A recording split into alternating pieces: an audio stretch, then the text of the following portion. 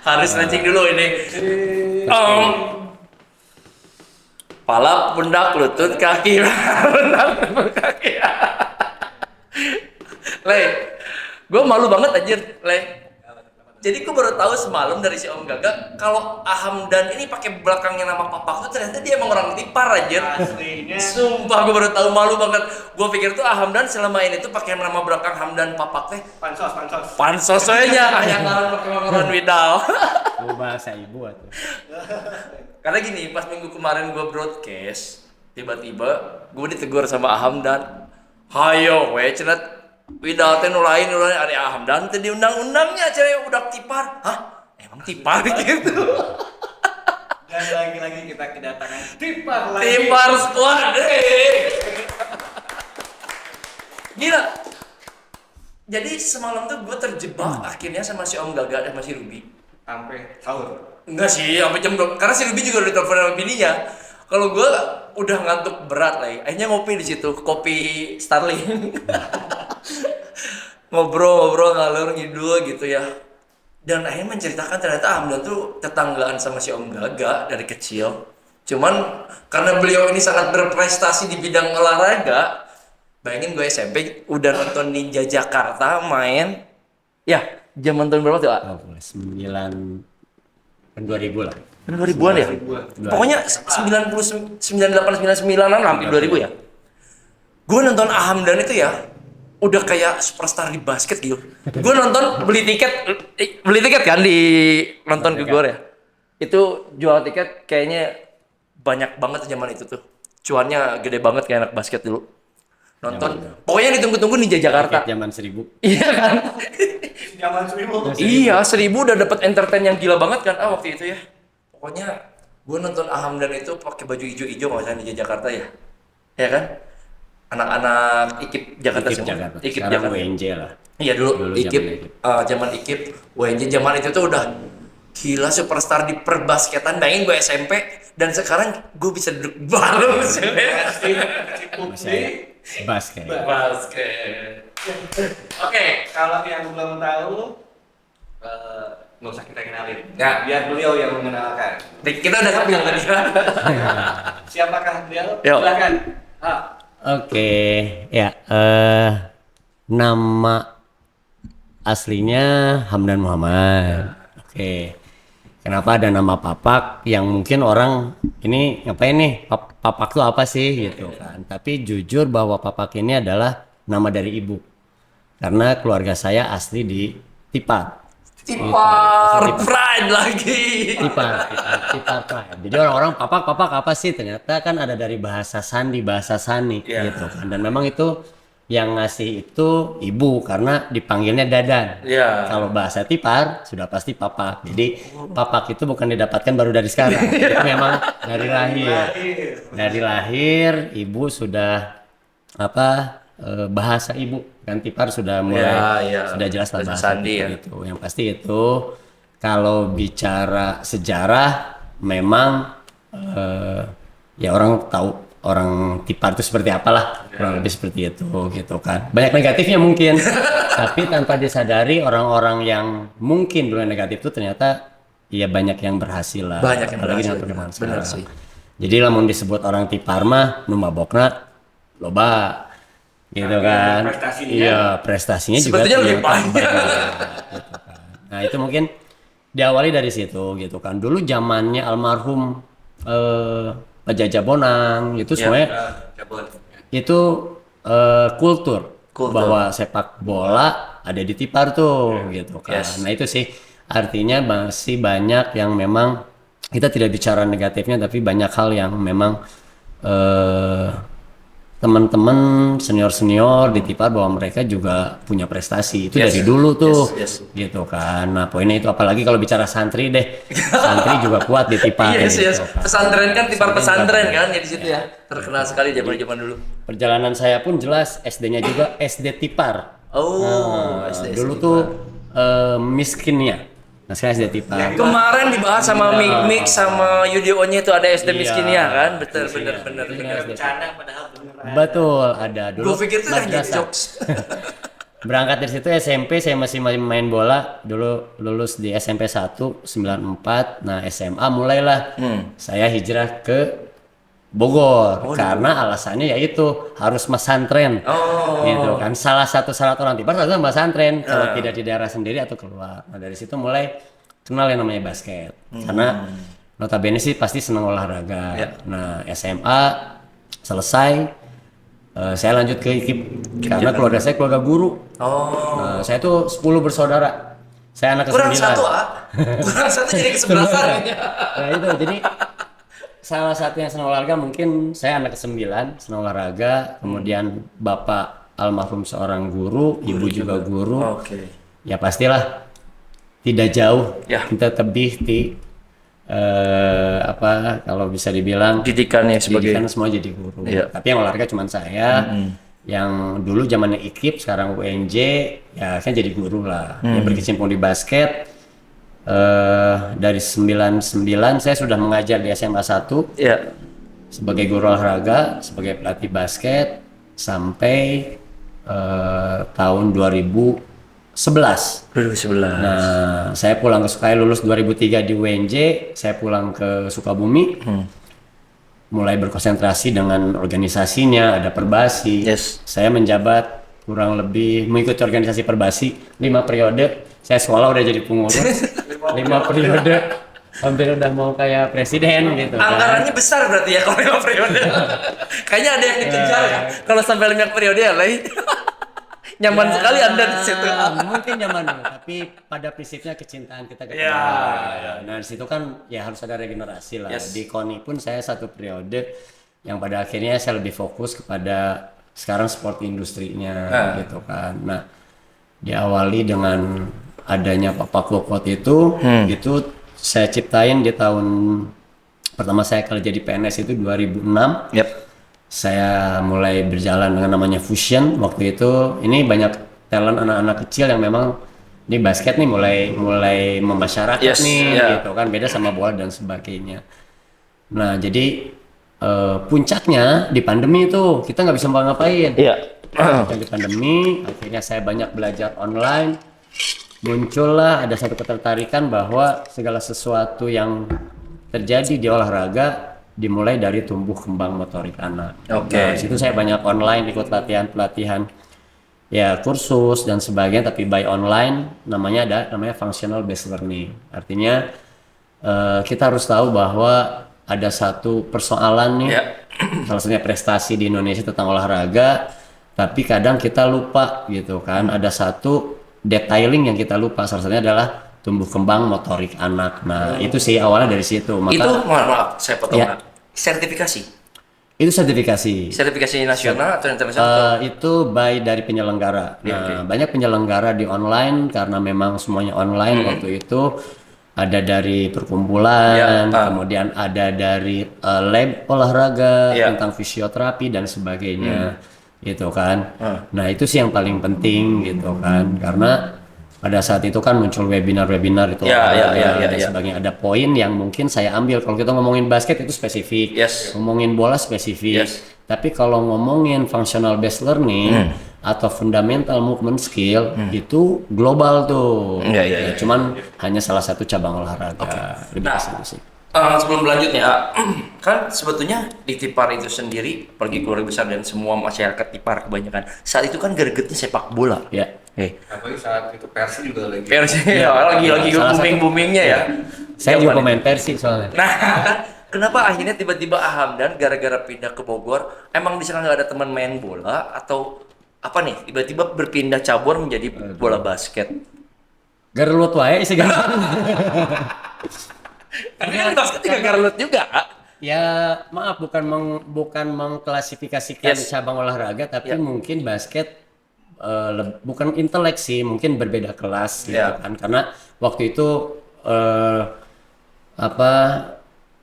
mayoritas itu basket itu cabang olahraga teman-teman yang dari Chinese gitu gitu kurang gitu kan. Tapi memang sepak bola teh orang Tipar mah arek menang, arek eleh kudu gelut. Dan itu sudah tertanam gitu kan, sudah tertanam, itu sudah terjadi seperti itu kurang lebih gitu kan. Nah, kembali lagi mungkin ada harus ada perubahan lebih kepada mindset sih ya, bahwa olahraga ya olahraga.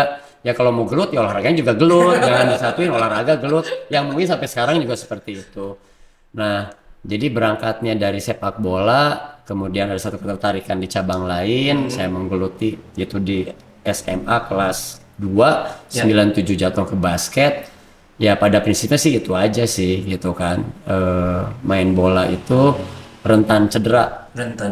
Ya karena body contact, tapi basket ternyata sama gitu kan. Memang sih diawali sakit kaki dan sebagainya ya pada akhirnya, tapi saya sih orang tipar tapi tersebut gelut gitu kan.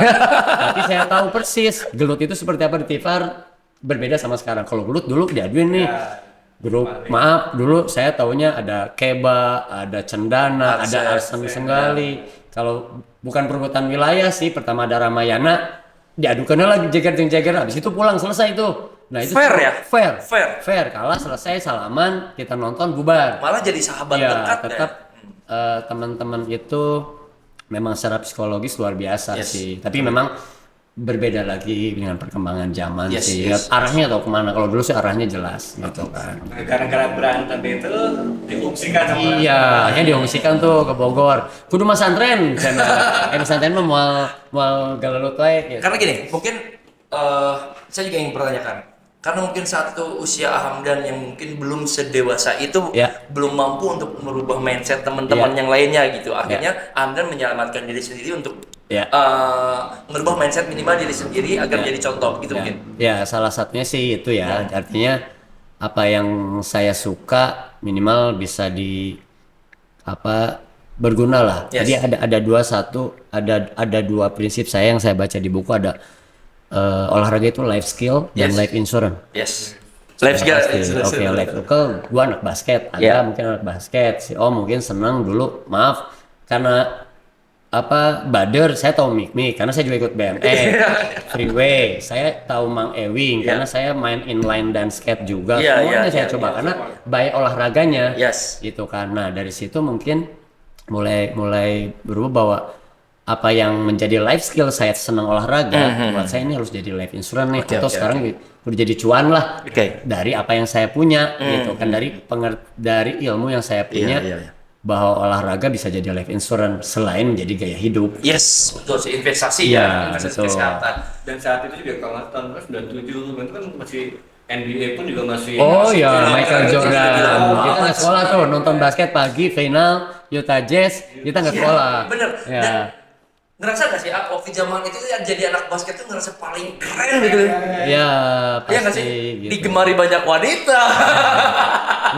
mungkin itu tujuan buat agak gitu Karena gue yakin semua kalau ngelihat anak basket tuh ya dari kepala sampai ujung kaki loh. Gelangnya bajunya, sepatunya gila. Tapi kalau sepatu Jordan yang gue ikut. Iya pasti kan. Jadi ajang barometer fashion anak-anak muda saat itu, betul kan? Anak-anak muda saat itu tuh bukan karena ngelihat asal bisa ngalungkan bola boting dribble apa nggak bisa, yang penting bisa gitu, yang penting orang gaul yang budak basket, karena menjadi barometer fashion saat itu juga salah satunya itu kan. Nah terus saya juga ngelihat Hamdan tuh malah saya dapatkan informasi malah Hamdan juga sempat berkecimpung menjadi pelatih berenang juga. Jadi karena saya kecabangan artinya kuliah itu benar guru olahraga, FVOK dulu Fakultas Pendidikan Olahraga Kesehatan. Tapi saya lebih ke penjas itu pendidikan jasmani dan kesehatan, guru olahraga lah. Nah di berenang saya 8 tahun.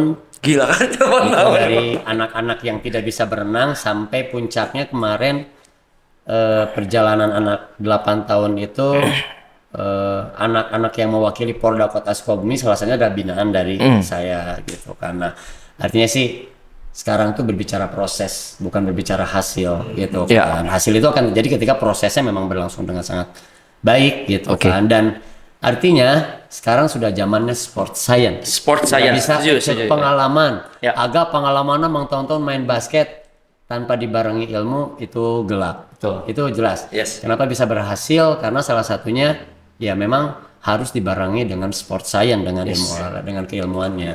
gitu kan. Sepak bola juga sekarang ada analisnya. Iya semua sebetulnya semua. Betul, itu semua by review. Yang gue lihat tuh Hamdan ini lebih. Kayaknya panggilnya Om Papak aja, jangan Hamdan ya. Kalau gue dari dulu nggak panggil dia Hamdan sih ya. Oke, Om Papak deh oke. Karena usianya sudah di atas 40, kita Om aja lah. Boleh Om, oke. Om Papak. Om. Karena beda TV, jadi panggil Papak aja. Oke. Gini, Om Papak jadi sekarang itu kayaknya lebih menggeluti kepada fundamental daripada olahraga itu sendiri. Betul. Cabur apapun. Cabur apapun. Nah, di-spill nih sama Baraya Wida. Kalau kita berbicara tentang fundamental, berbicara tentang motor, apa sih secara fundamental dari keseluruhan olahraga yang Om Papak berikan kepada murid-muridnya di Papak Walkout tersebut? Ya, yang pasti kita bicara sederhananya adalah gini. Kalau kita ngebangun rumah, yang pasti kita bikin harus pondasi. Ya. Ketika pondasi nggak kuat, selesai. Nah, ketika kita bikin pondasi, kita bisa bikin rumah, bisa bikin ruko, bisa bikin mungkin kandang ayam, semua by pondasi. Nah, saya ada di situ. Ketika semuanya mau main bola, berenang, bulu tangkis, apapun itu, kalau kita tidak punya pondasi yang kuat, otomatis bangunan itu nggak akan jadi atau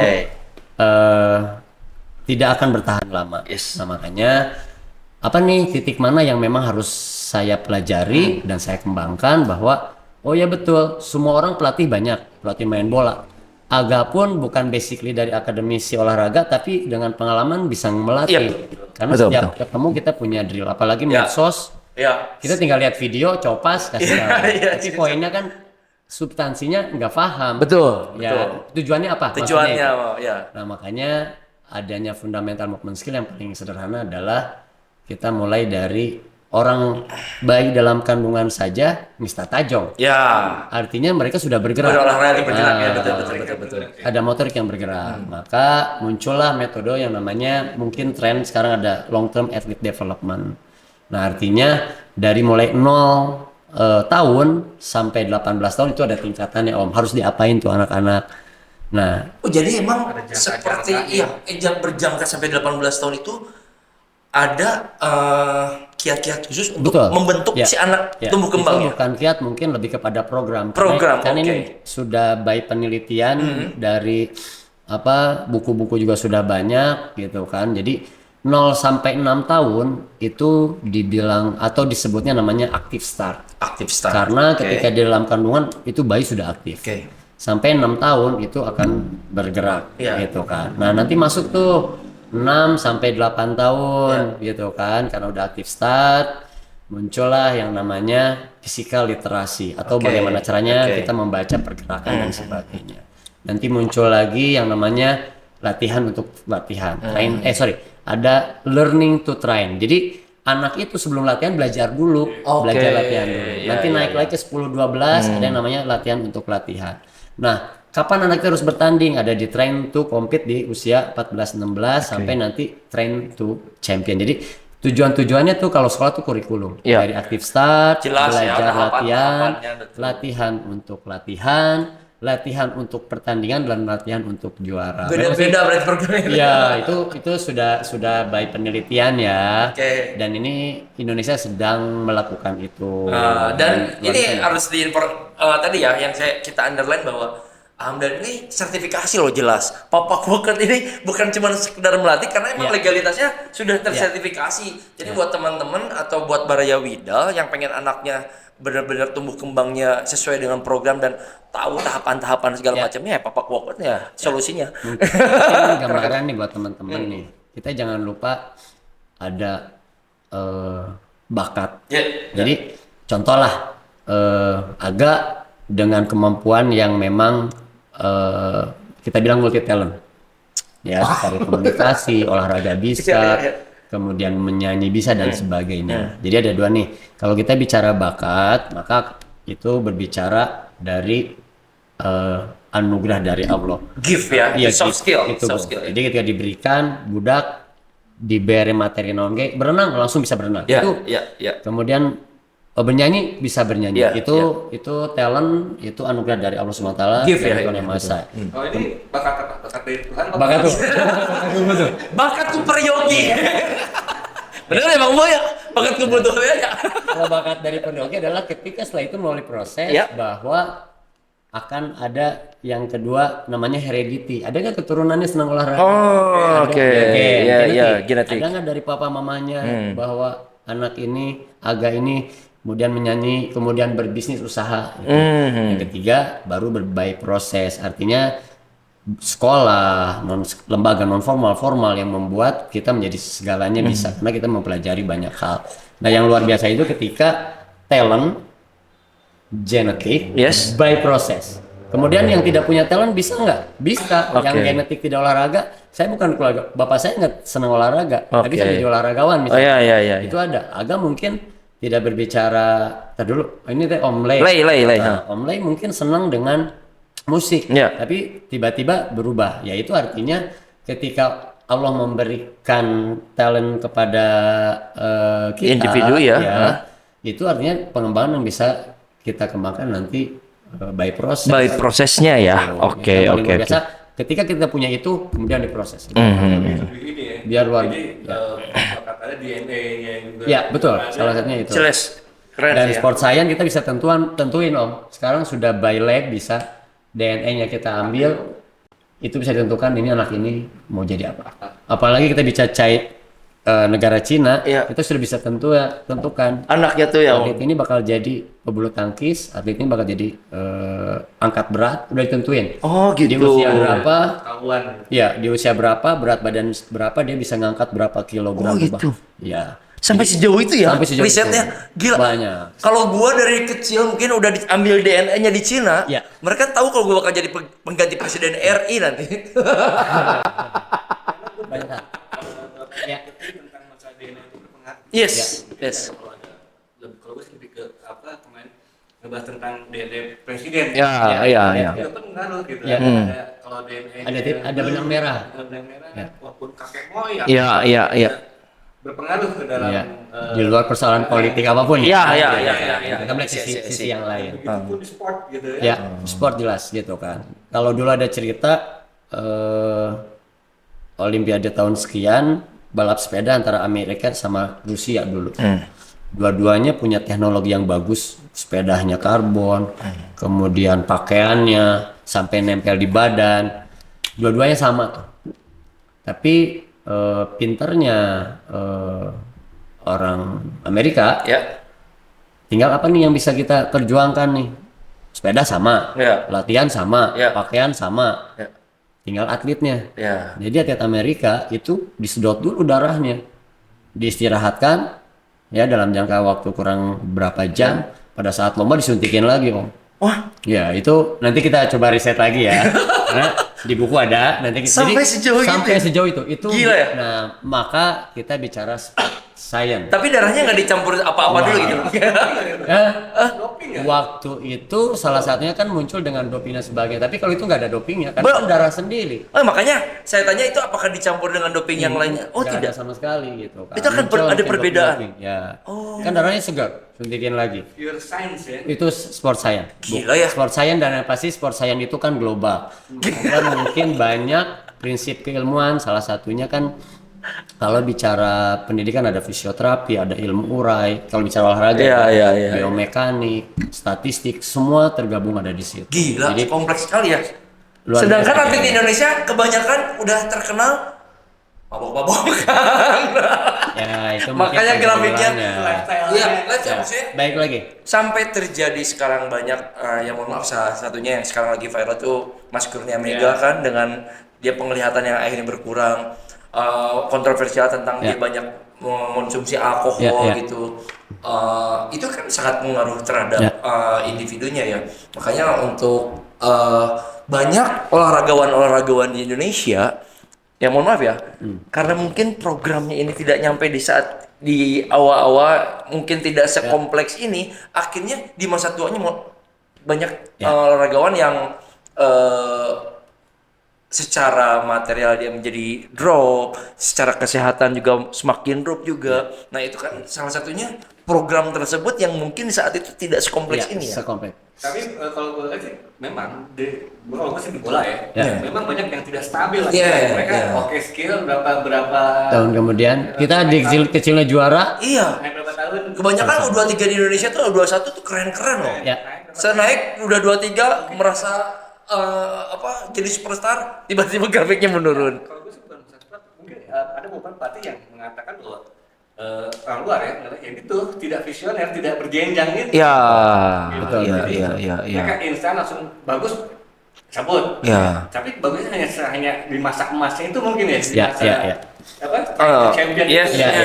yes. Jadi gini Om, kita bicara kenapa atlet olahraga ketika masuk senior malah menurun.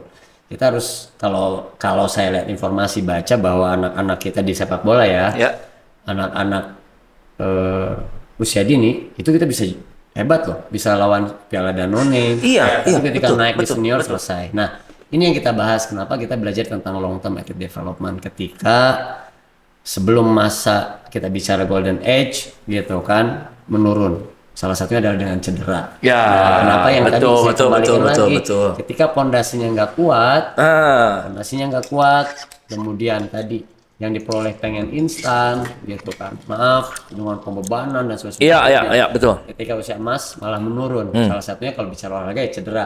Itu mau ankle, kemudian putusnya ACL di lutut, kemudian banyak hal yang pada akhirnya ketika pondasinya nggak kuat Tidak di diperhatikan, usianya itu kemudian cedera. Karena kita kan pengen instan, ini kudu juara. Betul. Ada part yang terlewatkan. Terlewatkan, Gitu. betul, Harusnya kalau kita berjenjang, ya kita naik tangga aja 1, 2 nggak langsung ke Ya. tangga 5 kan.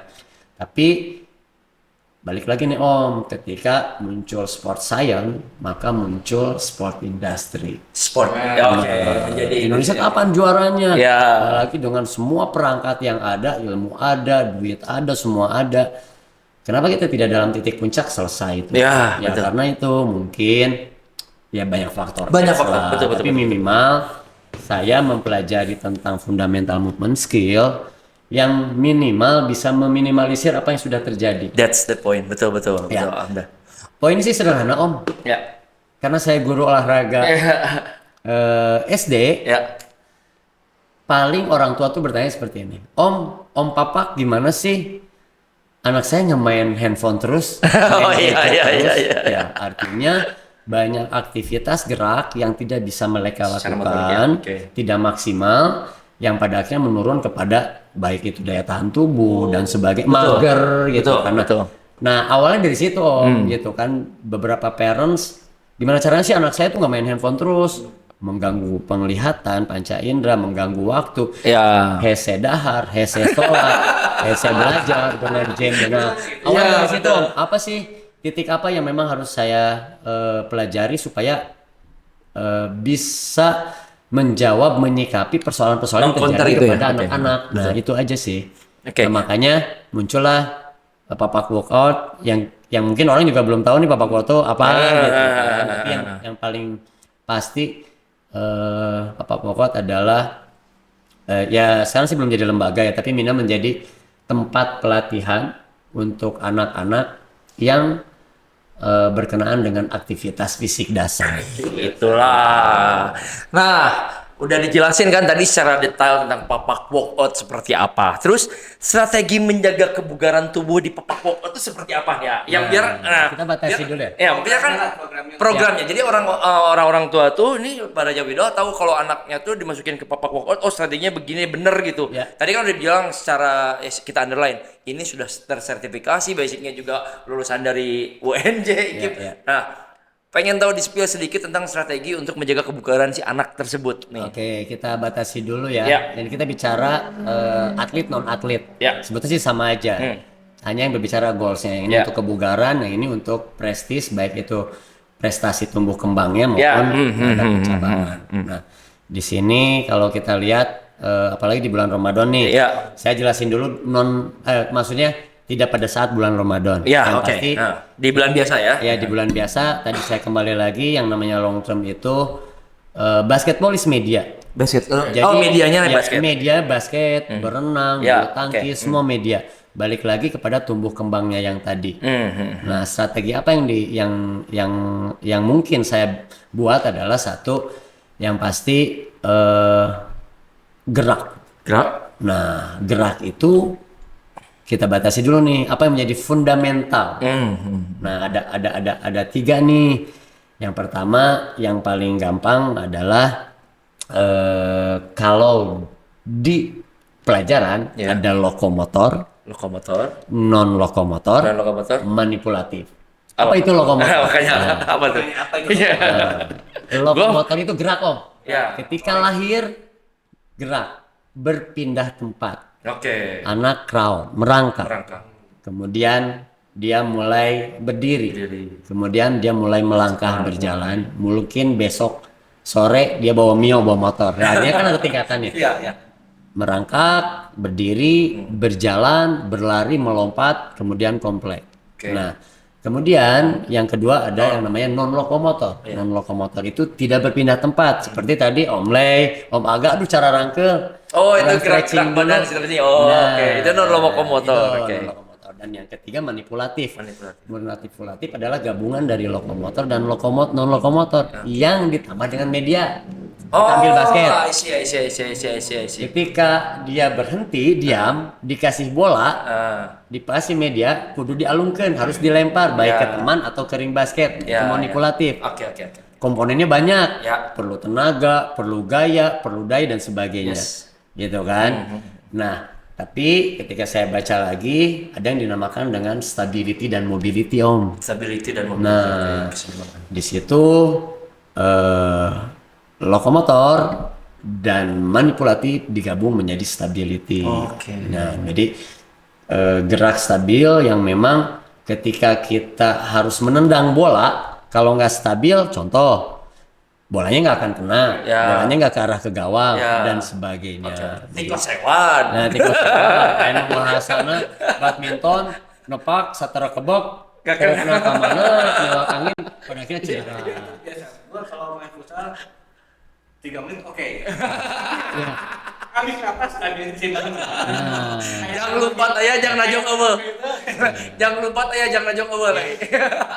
Jadi memang luas, Om. Mungkin saya hanya batasan-batasan aja. Yes. Soalnya kalau kita bicara menjadi rangkaian, wah mal beres 2 SKS ya. Gitu. Ya, lalu ini juga nih Hamdan tentang itu kan yang tadi di bulan Ramadannya ya. Apa bedanya dengan yang di bulan Ramadan nih? Oke. Yang itu di bulan yang bukan Ramadan nih, puasa nih, apa yang harus kita lakukan?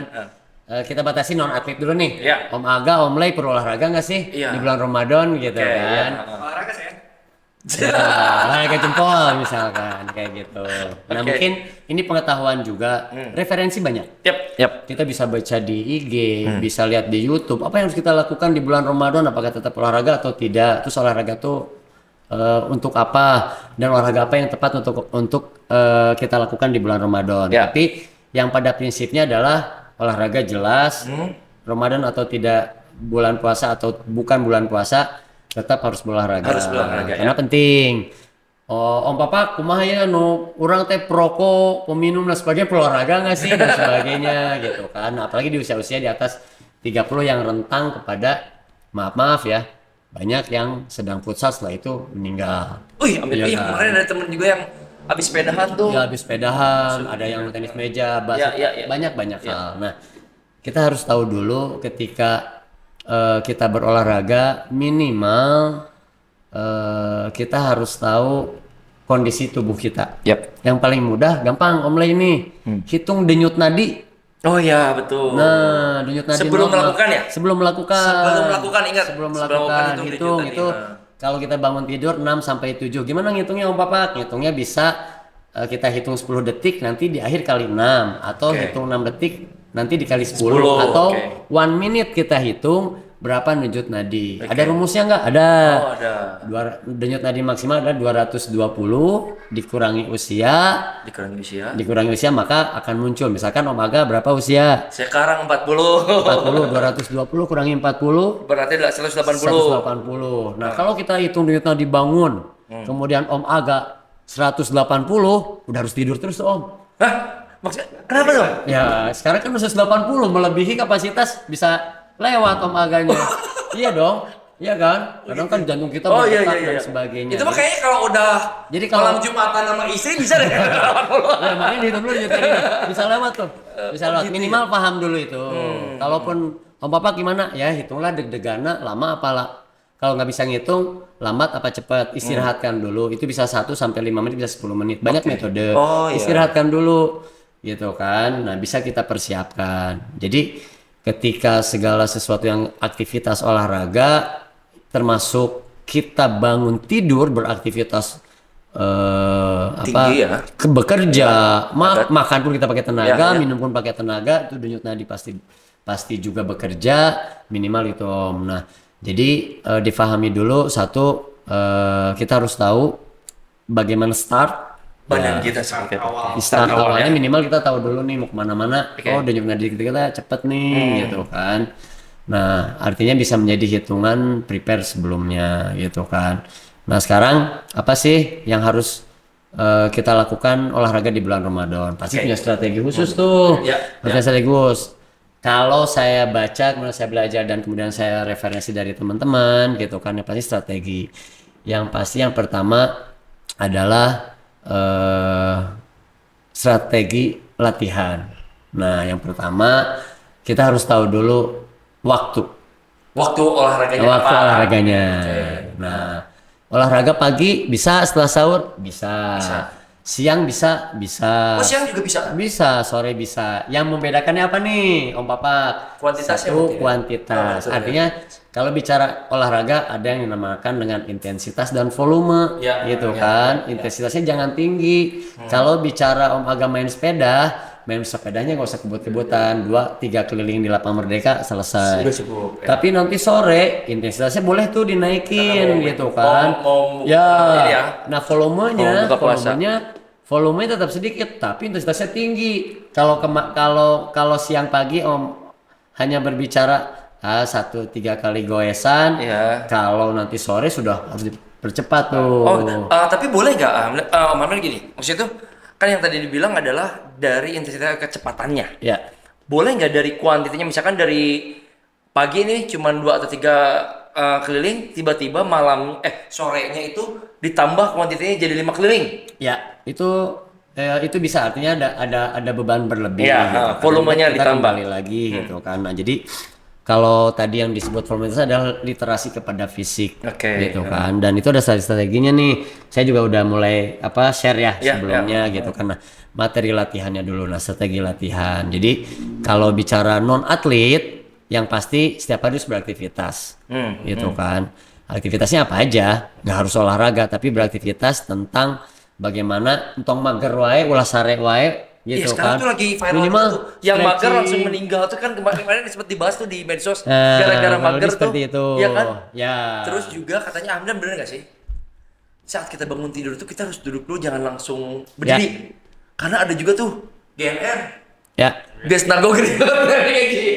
Ini betul kan, Kak? Ya, muncak orang Sunda mengumpulkan heula nyawa. Yes, ya, segitu ya katanya. gitu Karena kan. tidak boleh kita langsung bangun langsung gitu katanya, Ya, itu bisa ya, salah satunya itu memicu kerja jantung ya, juga ya, dan ya. paru-paru. Nah, makanya relax salah satunya, artinya begini, tidak usah terburu-buru dan sebagainya. Termasuk setelah itu kan banyak yang mandi langsung gujar-gujar. Ya, ke itu. kepala. Jangan Kepala. lupa ini sumber saraf kita di atas. Jadi minimal Dari namanya anatomi adaptasi. Anatomi adaptasi. Kita adaptasikan dulu dengan airnya. Ya. Kemudian dengan namanya trauma benturan gitu kan, atau shower dan sebagainya, itu namanya trauma. Nah, jadi diadaptasikan, namanya anatomi adaptasi gitu kan. Nah, setelah berbicara gerak, maka jangan lupa kita harus punya strategi khusus tentang apa yang kita makan. Nutrisi Yes. gitu ya. Saat sahur, apalagi kalau bulan Ramadan sekarang ini kayak saat sahur sama berbuka Ya. puasa. Ya, Not too ya. much, but jangan Ya. juga kurang gitu ya. Strategi nutrisi yang pasti ya, kalau bicara agama ada sunnah Rasul dan sebagainya, Yes, itu ya. sunnah itulah. Yang Jangan pasti berlebih.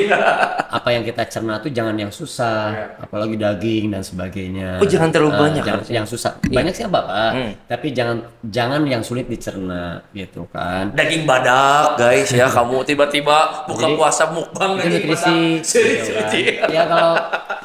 Ya kalau kita bicara kita mau kemana-mana dengan motor kita kan perlu diisi bensin dulu tuh. Iya, betul, betul, Dan minimal betul, betul. sarapan. Nah, hanya yang membedakan adalah waktu saja. Ketika kita sarapan Di sahur. saat non Ramadan, Iya. itu jamnya mungkin bisa agak siang. Tapi Ramadan kan subuh tuh. Iya, sahur. Nah, nutrisi tetap harus tetap masuk dan bagaimana artinya nanti kepada pola makan. Pola makan. Nah, apa yang menjadi pembeda atau permasalahan di bulan puasa? Nah, sebetulnya Permasalahannya kalau sahur bisa kita nutrisi pas buka. Langsung udun. Gorengan. jadi bak waenya Iya, gitu. itu kan yang emang Nah, kadang-kadang menjadi tradisi yang tidak bisa kita hindari. Ya. Om Bapak ya. Dalam artian, nah ini juga Baraja Bida harus kita edukasi agar jangan menyalahkan bulan Ramadannya, Ya. tetapi polanya pola teman-teman di sini makan ya yang kita seperti makan, apa. yang kita konsumsi. Jadi ada 3 nih. Satu, kalau makan 3 kali sapoe, 3 kali sehari, ada pagi, siang, malam. Di bulan puasa adalah sahur, buka, dan menjelang sahur, Om. Oh, ada lagi. Ya, Oh, boleh itu menjelang sahur boleh ya? Yang pertama sahur, makan boleh sebanyak mungkin gitu kan, tapi yang mudah dicerna. Ya. Kemudian nanti pada saat buka, Ya. nah malam itu bisa dengan snack, Om. Baik itu dengan sereal, Iya, iya, dan iya, iya, sebagainya. Jadi Snack ya, Ji? Jangan sangu lagi, Ji. Ji masih sangu wae. Nah, kalau pertanyaan gini ya, tiba-tiba kan ada yang juga orang yang kadang-kadang kalau buka puasa itu dia nggak mengkonsumsi karbo. ya, Ya hanya cemilan-cemilan ya aja. betul. Itu boleh nggak misalkan di atas jam 9 jam 10 dia baru karbo di situ? Ya, boleh. Boleh. Artinya kita balik ya. Nah, balik lagi nih, makanya kita batasi atlet non atlet. Kalau atlet udah otomatis kan sudah dua-duanya sih terprogram, hanya Iya. biasa yang berbeda. Iya, ya iya. kan? Nah, itu boleh nggak sih dirubah? Boleh saja. Boleh saja. Boleh saja. Yang terpenting adalah tadi harus ada kandungan, namun kita sebut 4 sehat 5 sempurna. Karbonya ada, Iya, iya, proteinnya iya, iya, jelas, iya, iya, iya. lemaknya, kemudian Jangan karbo, vitamin karbo, jelas. karbo, karbo. Langsung, nah, jangan sampai semuanya Karbo. harus ada jelas, ada jelas. Ya, akhirnya muncul kan penyakit yang tumbuh. Nah, Itu sih teman apa harus yang kita bijak. makan balik lagi harus kita buang gitu kan. Jadi- kalori yang Iya, betul, betul. dari ketiga jadwal makan dan apa yang kita konsumsi. Harus kita bakar lagi. Balik lagi, olahraga. Olahraga, betul. Kalau misalkan beraktivitas terbakar nggak kalorinya? Terbakar, hanya berbeda dengan ketika kita berolahraga. Setuju. Tapi ada yang baru kan gue baca gitu ya, ada spekulasi pelatih bola dunia, Ya, Jose Mourinho. Kenapa? Komplain dia. Komplain kenapa? Spekulasi dia agak ini tentang masalah Ramadan. nah, Dia komplain gara-gara Ramadan pemain lemas. Itu ada kontroversi dia. ya. Bikin rame itu. Padahal kan sebenarnya kan tidak berpengaruh ya seharusnya. Betul. Kalau dengan program-program seperti ini. Iya, kan betul. tidak. Berarti dia nggak pernah ikut papak walkout sih sebenarnya. Harusnya ikut papak walkout dulu. Jadi di edukasi sebetulnya Ramadan juga nggak jadi masalah. Bukan berarti kita sebagai umat muslim tiba-tiba Ramadan menunjukkan kelemahan Iya. kita di bulan Ramadan kan. Harusnya tidak seperti itu. Mungkin bukan ya, apa psikologis ini tuh ya. Psikologis. Ya. Nah, makanya masuk Om, kita belum tuntas tuh. Lu udah ke situ aja nih. Makan. Oke. Strategi berikutnya adalah strategi yang namanya hidrasi, Om. Kita taunya dehidrasi. Iya. Iya. Nah, Apa bedanya hidrasi dengan dehidrasi? Nah, kalau hidrasi itu ya minum. Cairan ya? Cairan. Kalau dehidrasi berarti Kekurangan cairan. Oh, hidrasi betul ya sebetulnya. hidrasi. Jadi kandungan di dalam tubuh kita adalah salah satunya cairan. Ya. Nah, itu penting. Berapa persen deh? Lupa gue. 70% kan? 70% atau lebih ya kalau nggak salah. Ya kurang. Di dalam ya. 70%. Ya nanti boleh Cairan. dilihat. Ya, kayak kurang lebih seperti, tapi poinnya yang tadi kita harus minum, makan harus minum, dan ternyata strategi minum ini pun ada dalam sebuah strategi olahraga pada saat bulan Ramadan. ada juga. Salah satunya adalah minum air putih, yang kedua minum yang Manis. oralit. Oh, Nah, oralit. ini kan aktivitas kita buang tuh. Perlu. Untuk biar lancar untuk Ya, Oke. Oh. salah satunya itu gitu. kan. Pantesan makin Nah, bulat makanya aja bulan ketika Ramadan. berat, yuk buang. Nah, Ya, ya, sama-sama ya, ya. oralit. Artinya nanti yang terbuang adalah jangan lupa setelah hidrasi yang paling penting, yang paling gampang kok. Ya. Bukan kita keluarin tapi dari air kencing. Oke. Kalau ngelihat bangun bangun tidur Ya. Kita lihat tuh warna air kencingnya. Kalau kuning, Ya, kalau kuning sih masih ya kita bukan bahasa kedokteran nih ya. bahasa kesehatan lah, bahasa kesehatan. Masih Ya. normal. Gitu kan. Kemudian nanti mulai agak pekat tuh, Ya. berarti kandungan airnya Kurang. Ya kopi lah dan air beruang dan sebagainya. Itu Apalagi kalau misalkan kalau banyak minum Amer ya, itu hitam. makanya Maka apalagi bulan Ramadan nggak boleh. strategi untuk menjaga kebugaran itu salah satunya ya setelah makan itu minum. Nah, itu penting. Terus gimana nih buat kita orang awam lah? Ya. Lihat aja dari air kencing. Gitu. Tapi jangan lupa juga jangan terlalu banyak di yang ketiga di malam. Karena dia akan terus muncul. Jadi diperbanyak di saat buka dan di saat Sahur. untuk air putih. Untuk air putih ya? Betul. Jadi yang penting poinnya itu ya. Hidrasi bagian dari strategi ketika berpuasa untuk membuang nanti kalori. Oke. Nah, poinnya adalah yang paling mudah adalah melihat warna dari Air seni yang kita keluarkan. yang Oke. kita keluarkan. Sip, Kita sip, kalau sip, sehat udah ketahuan tuh Om. Gitu kan. Ada di kuning yang tidak terlalu Tipis pekat ya, tipis dan ya. sebagainya. Itu aja. Kuning keputihan. Jadi Oke. cepet-cepet nih kalau udah pekat, wah, Air putih yang banyak. air putih yang banyak. Itu udah pasti daya tahan udah kelihatan tuh berkurang karena begadang ya, Oke. rokok dan sebagainya. Tapi minimal kita punya, jadi minimal itu aja tadi air kencing itu sederhana aja gitu kan. Teredukasi ya kita semua akhirnya Sehat tahu apa nih. tidaknya kita yang paling sederhana.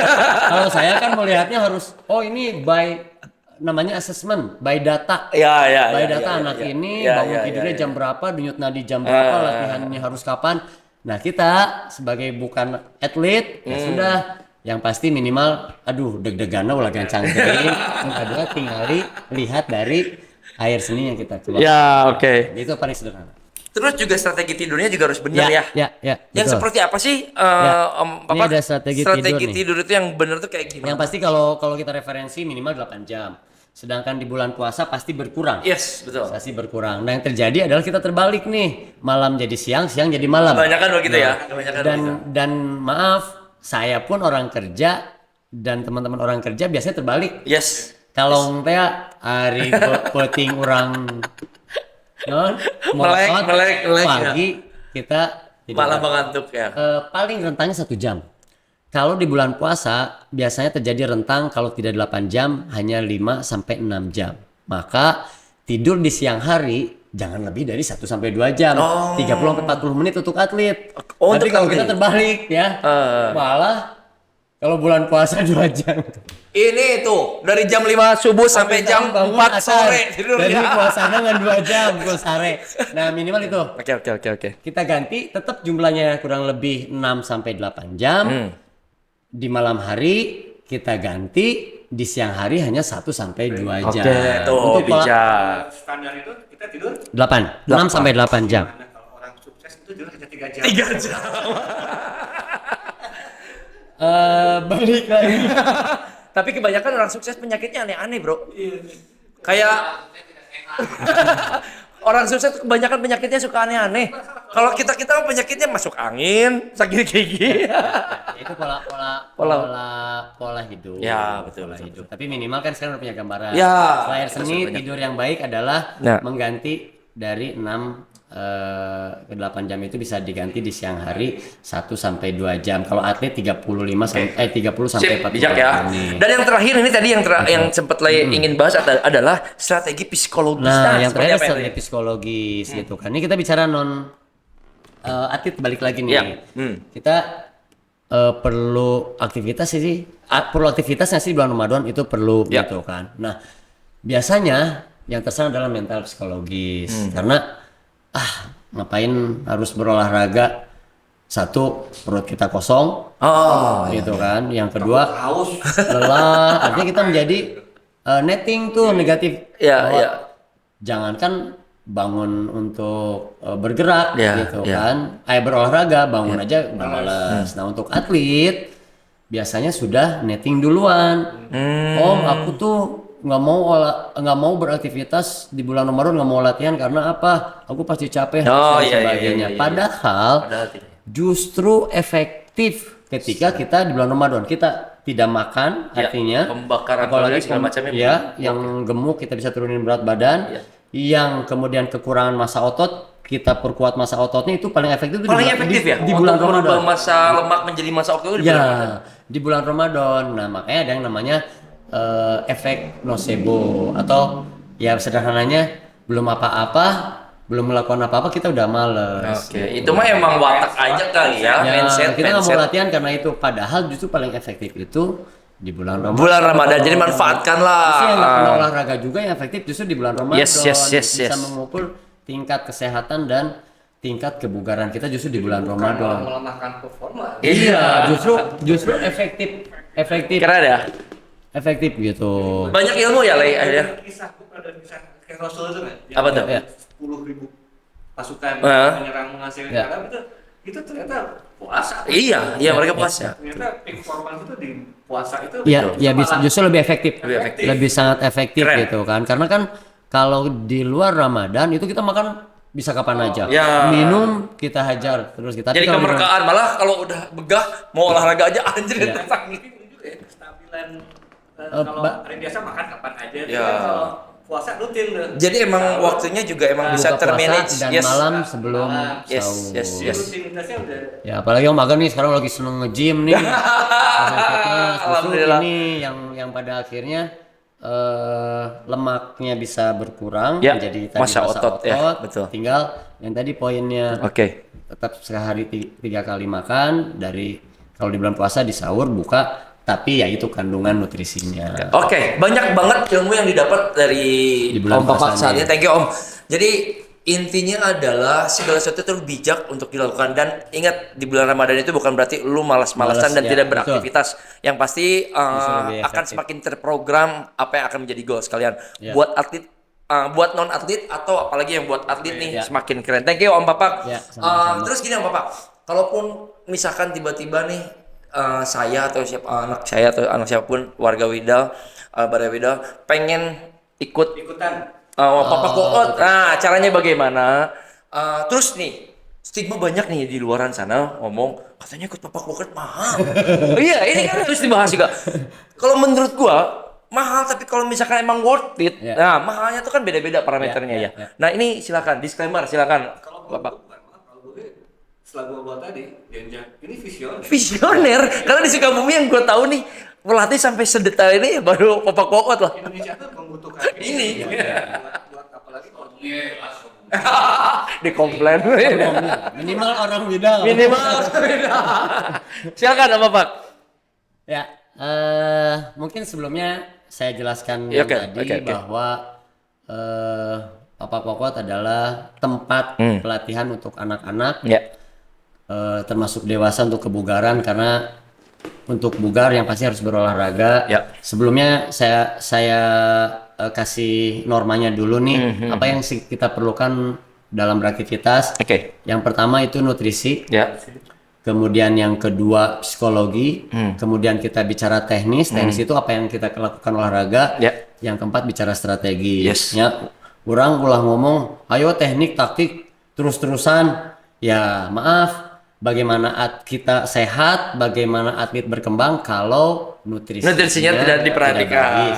Psikologinya boro-boro, maaf, boro-boro kita mau beraktivitas di rumah udah diomelin sama istri sama ibu gitu Ya, kan. ya, Beas dan sebagainya, wah pusing ngomong gitu Ya, kan. ya. Nah, artinya yang pasti minimal kita tidak makan yang mahal-mahal, tapi polanya kita balik tuh. Nah, setelah itu maka kita akan berbicara apa yang menjadi tujuan kita. Yes. Nah, Papa Kokot bertujuan bahwa di dalamnya tadi basically saya membangun pondasi Ya. bahwa anak-anak itu bisa menjadi seseorang. Apa yang Kita mereka bicara inginkan. olahraga, tapi minimal tumbuh kembang motoriknya anak. Betul. Karena bisa kita tahu ada yang tumbuh normal dan tidak ketika ada yang skoliosis, tulang belakangnya Ya, bengkok, ya. ada yang letter X. Itu sebenarnya bukan cacat, tapi memang itu bawaan yang memang harus kita perbaiki. Nah, artinya balik lagi, Papa Kokot adalah membuat sebuah pondasi fundamental terhadap tumbuh kembang motorik anak, Oke. terutama olahraga. Yes. Apa itu basket? Ya basket adalah salah satu Medianya, ya. Kebetulan saya juga pernah memegang beberapa anak berkebutuhan khusus. Yes. Poinnya adalah anak itu energinya banyak, apa yang harus dilakukan? Ya. Yang membuang energinya dengan berolahraga atau Oke. beraktivitas. Sip. Jadi Papa Workout medianya basket, bisa media apa saja, tapi yang paling penting adalah bagaimana caranya kita tahu bahwa anak ini tulangnya, sendinya, pertumbuh kembangannya harus baik. Jadi lamun tumbuh mah kudu kaluhur cenah ulah kaget. Rasanya itu. Tapi balik lagi kita lihat dulu. Jadi kalau kenapa Om Papak harus oke, langsung tadi tuh spill kita kenapa mahal? Ya. Sebenarnya mahal relatif Ya. gitu kan. Mungkin di kota besar Om Papak paling murah karena yang pasti by assessment. Yes. Jadi saya memberikan treatment pada member saya ketika tahu apa yang diperlukan. Anak itu jalannya tidak lurus, berarti saya membuat asesmen. Oh ternyata bentuk kakinya berbeda. Oke. Nah, makanya saya bikin asesmen Dari bikin awal di data, asesmen, segala macam. saya analisa, maka kita tahu. Lah mencek dokter mah didiagnosa heula. Yes, betul. Mungkin dia nyeri beuteung dibere obat nyeri sirah gitu kan. Saya pelajari dulu itu. Keren. Analisa, kita review, oke. Maka apa yang akan Om Papak lakukan untuk anak ini gitu kan. Nah, kurang lebih sih seperti itu. Nah, jadi jangan bilang stigmanya mahal dulu, guys. Jadi kalau misalkan kalian emang cuma dengar dari orang lain selewatan. Relatif sih itu relatif Iya, sih. mahal itu relatif. Tapi kalau misalkan emang kebutuhannya bener buat anak apa juga yang emang ada manfaat. Kayaknya kalau untuk anak, apalagi yang nggak mungkin coba-coba lu untuk nyari tempat latihan yang sekedar coba-coba, sekedar. Iyalah. Kemana? Kalau mau Iya, kemana? Bapak nomor teleponnya ada? Kalau untuk medsosnya, kebetulan saya juga punya IG Papa Oh, Workout. ada di sini? IG Papa Langsung. IG Bapak Workout ada di sini sama nomor kemudian teleponnya ada langsung di sini ya. YouTube juga, Oh, YouTube channel juga Papa ada. Workout, tapi Oke. emang jarang juga sih. Ya, Tapi minimal kalau mau melihat bentuk drill latihan Ya. ada di situ. Ah.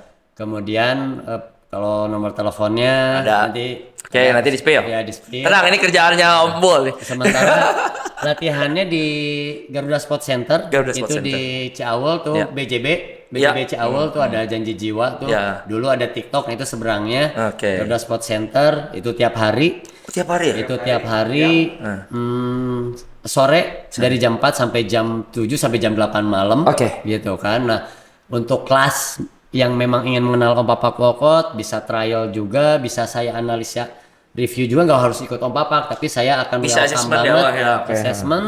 Kemudian nanti saya berikan literasi, itu biasanya ada di weekend Om. Oke. Ada di Sabtu sore sama Minggu sore. Keren. Gitu. Atau kayaknya perlu space nih di Bidal TV buat acara informasi tentang olahraga. Kayaknya perlu nih. Orang tua juga bisa. Kayaknya Hamdan bakal seminggu sekali Jadi nih di kalau sini. gaya nge-gym dan sebagainya, bener sih ada hypertrophy, Ya, misalnya ya. itu kembali lagi, tapi minimal kebugaran. Sebenarnya informasi banyak apalagi dengan medsos, tapi minimal poinnya adalah ketika kita belajar harus ada gurunya. Kalau kita hanya melihat, mencontoh, ada beberapa detailing kita nggak tahu. Ngangkat push up aja harus betul formnya. Jadi betul. jangan capek aja kemudian sakit badan, cedera, nyerah. Ya. Tapi memang harus ada gurunya atau harus ada pelatihnya. Ya. Belajar tanpa guru itu sama sekali belajar kepada seton. Oke, thank you Bapak, terima kasih ilmunya yang pasti Sama-sama. sangat bermanfaat. Sukses terus buat Bapak Workout. Kita kayaknya mau kerjasama udah lama tersendat-sendat. Itu aja strategi lah. Oke. Memang mudah-mudahan jadi informasi yang baik pula di luar banyak informasi Oke, di media sip, sosial, sip, tapi minimal ini sebelum waktu habis nih, saya sih cuma make motonya Boleh, udah boleh. make good habit, no excuse. Jadi nggak ada alasan apapun untuk membuat kebiasaan yang baik. Salam buat teman-teman Papa Workout ya. Murid-muridnya Oke. udah pada keren-keren loh. Raisa tuh gua Ya alhamdulillah lah, bisanya long term gitu. Iya Raisa ya, Ya. itu pebasket tomboy itu keren banget, anak Ya. kecil tapi udah go nasional. Iya, Oke. po- Thank you Hamdan Oke, Dan sama-sama. sebelum kita akhiri, biasa buat UMKM yang mau mempromosikan dagangannya, datang aja langsung ke Viral TV Iya. atau bisa menghubungi nomor Haikal. Ya. dan tanpa dipungut biaya alias Greto. Oke, thank you ya, Bapak. Thank you, Oke. thank you. Lancar-lancar puasanya. Salam buat teman-teman Papa Workout. Gue Aga. King May. Nyayong Lur undur pamit. Wassalamualaikum warahmatullahi wabarakatuh. Salam. Wida.